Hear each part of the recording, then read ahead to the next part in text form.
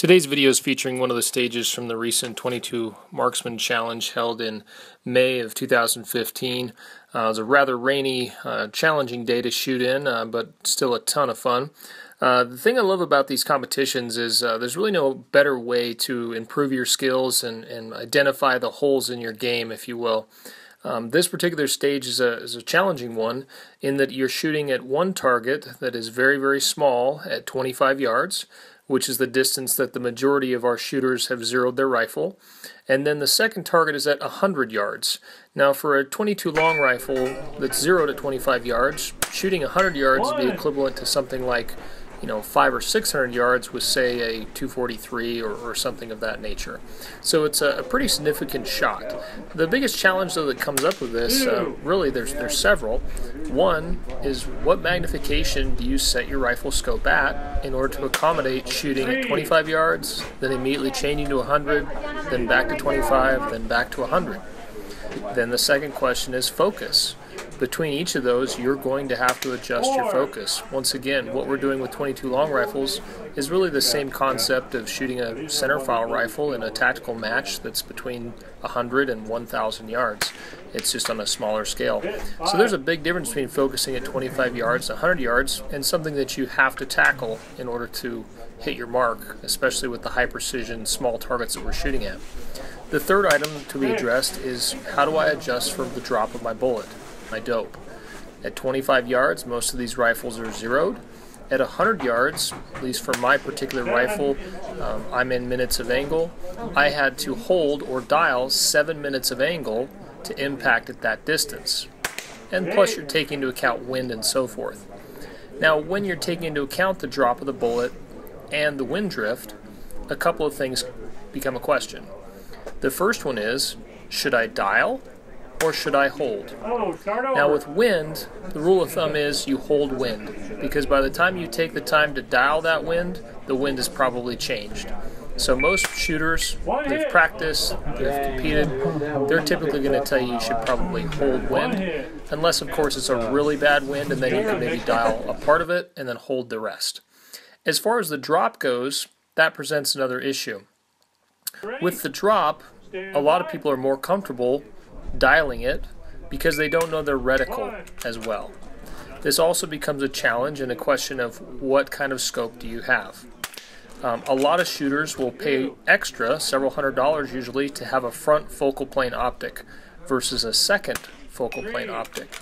Now, a lot of you guys watching this video know what the difference is. For those that don't, let me explain, because it's critical to this particular stage.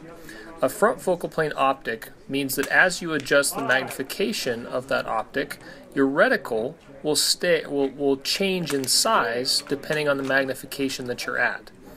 What benefit that is that reticle is used for measuring drop.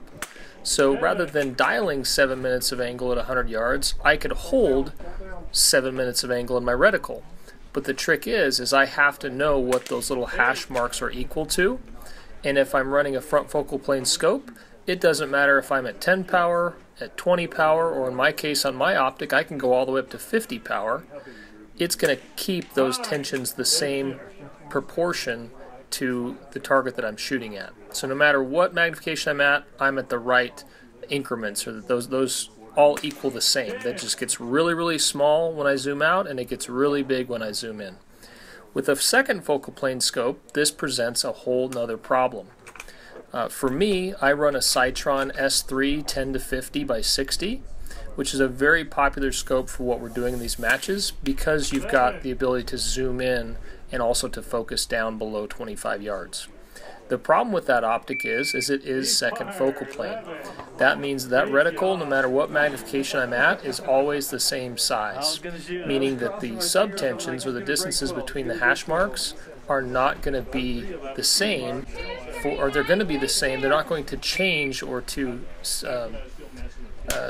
adjust appropriately for the different magnification levels that I'm at.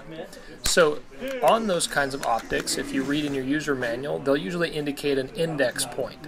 The index point oftentimes is the highest magnification or the lowest magnification, or sometimes there's somewhere in between. On my particular optic, it's at 24 power. So if I set it at 24 power, I know that each hash mark is 2 minutes of angle. I just need to hold 7 minutes of angle and I'm good to go at 100 yards. That's exactly the way that I approached this stage.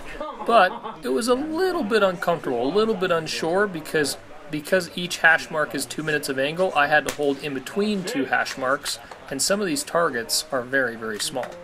So just something to consider.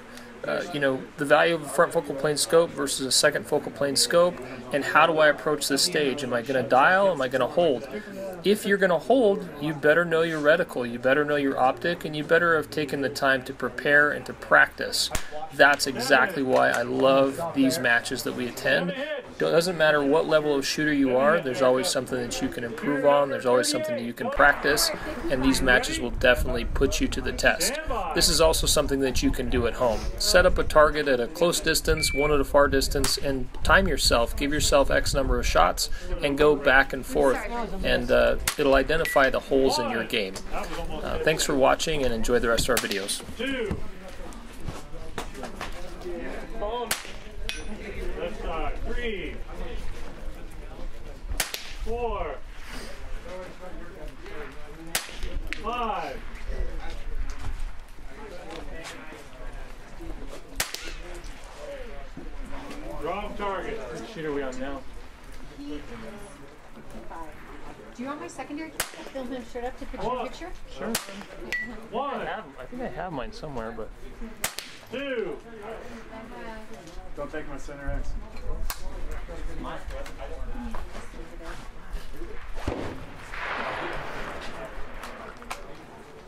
Yeah, but I wonder if these would fit in Dropbox if they'd be too big. Probably. Google Drive, maybe? Yeah. If you want, we can. 3. Just you and I.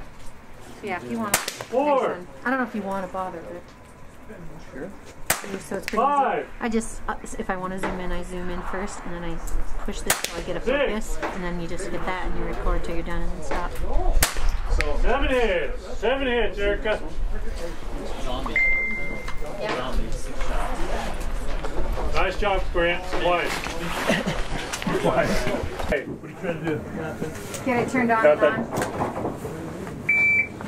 on. That me? Yep. 1.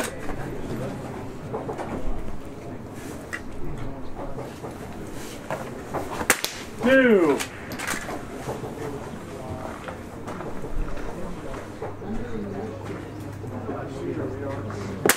3.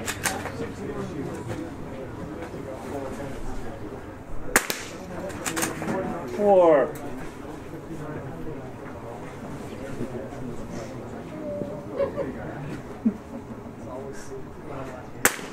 5.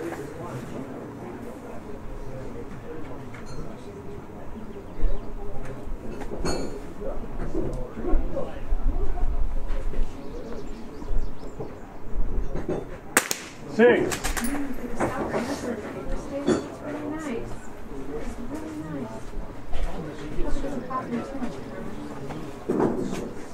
For a job interview today that I've 7.